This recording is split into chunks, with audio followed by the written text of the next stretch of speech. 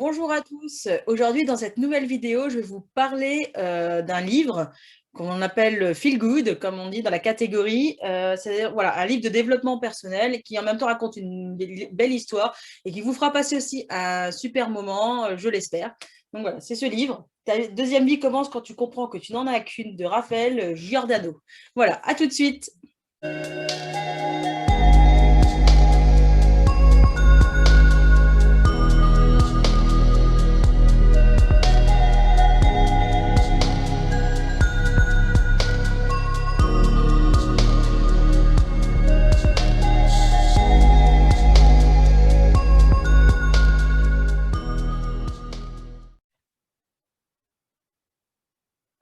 Nous revoilà pour faire le petit résumé de ce livre.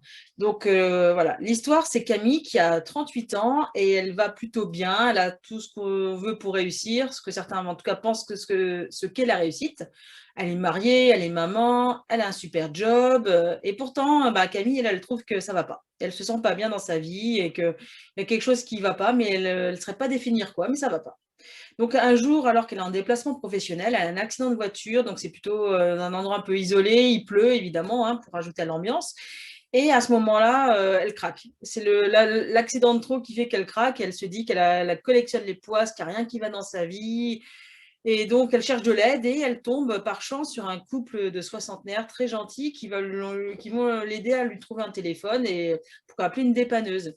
À ce moment-là, en attendant la dépanneuse, il y a Claude, donc l'homme du couple, très gentil, donc qui ressemble un peu, pour vous le décrire, pour donner une image, à Sean Connery. Voilà.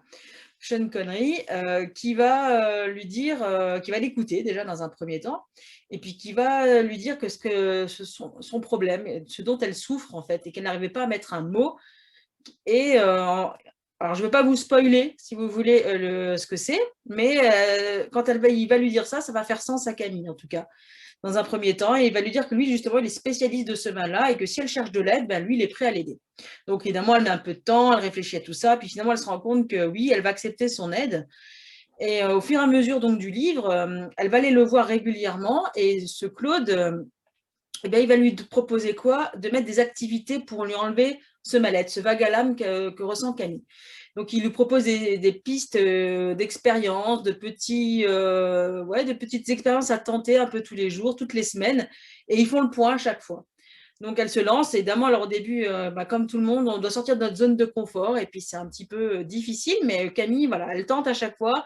Quand elle a un coup de mou et qu'elle sent qu'elle n'y arrive pas, Claude, elle appelle Claude et il la restimule, voilà, il la rebooste un petit peu pour la motiver à sortir de cette fameuse zone de confort. Alors, ce qu'on appellera zone de confort, moi, j'appelle ça aussi zone de sécurité. C'est-à-dire que même si ce n'est pas bon pour nous, bon, on y reste dedans parce qu'on connaît et que l'inconnu nous fait peur. Donc, même si on pense que le bonheur, il est dans cette zone inconnue, mais on va cantonné à ce qu'on connaît, même si ça ne nous va pas, parce qu'on a trop peur d'y aller. Alors que des fois, ça ne ferait pas un peu de mal de se bouger et d'aller voir un petit peu ailleurs. Mais voilà.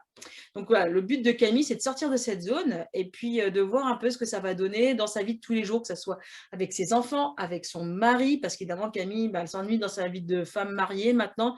Évidemment, tout le monde est pris par son travail, les enfants, du coup, il n'y a plus assez de piment qu'il y a dans ce couple. Avec ses enfants aussi, il n'y a aucun dialogue, donc elle va remettre un peu de tout ça dedans. Et puis surtout, ce qui va aussi qui lui manque à Camille, c'est un métier où elle s'épanouit vraiment, où elle fait vraiment quelque chose qui lui donne un sens. Et ça, je pense que beaucoup se reconnaîtront là-dedans, évidemment, hein. Donc voilà, il va lui donner plusieurs petits défis, un peu plus d'une dizaine de petits défis. Et évidemment, à la fin, sans vous spoiler, il y a un dernier défi qui l'attend et elle le relèvera évidemment très bien, vous en doutez, hein. Donc voilà, donc pour atteindre ces objectifs, justement, ce fameux Claude va aussi lui conseiller ce qu'on appelle avoir un objectif SMART, c'est-à-dire avoir un objectif spécifique, donc en gros qu'on peut quantifier, genre perdre 4 kilos, par exemple. M pour mesurable, c'est-à-dire qu'on va donner un chiffre. Donc là, pour un coup, je vais me donner, par exemple, une semaine pour perdre ces 4 kilos. Là, je vous dis une semaine, mais voilà, 2 semaines pour perdre 4 kilos. Le A, c'est pour atteignable. Évidemment, il faut que ça soit faisable, hein. Vous dites en un jour, il faut que je perde 4 kilos, ça ne va pas le faire, évidemment, hein. Donc, le R, c'est pour réaliste. Donc, en fait, est-ce que je peux perdre ces 4 kilos? Oui, parce que j'ai peut-être des petits rajustements à faire, je vais peut-être me bouger un petit peu plus que je faisais avant, etc. Et le T pour le temps, c'est-à-dire qu'on va donner une date butoir. Donc, OK, j'ai peut-être donné 2 semaines, un mois pour perdre ces kilos en trop. Voilà, je vous donne un exemple avec le poids, mais ça peut être ce qu'on veut. C'est ce qu'on appelle un objectif SMART. Donc, voilà, dans le livre, il l'explique très bien.